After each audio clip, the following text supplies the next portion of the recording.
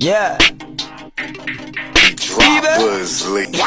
Ang dami na ninyo, ang dami na ninyo.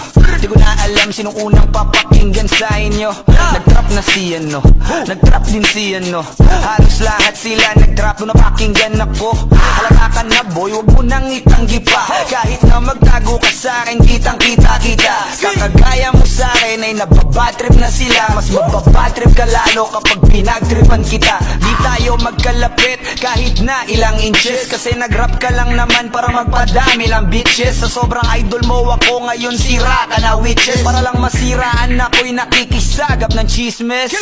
Yeah, at ayan ang totoo. Sabi ko naman sa'yo, matagal na ako loko-loko. Okay na akong ganito kaysa maging kasing bobo nyo. Lang kayo sa tono, paano nyo kukunin trono ko?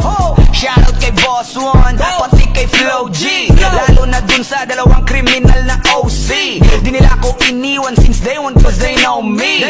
Been in the game for 8 years and I'm still low-key.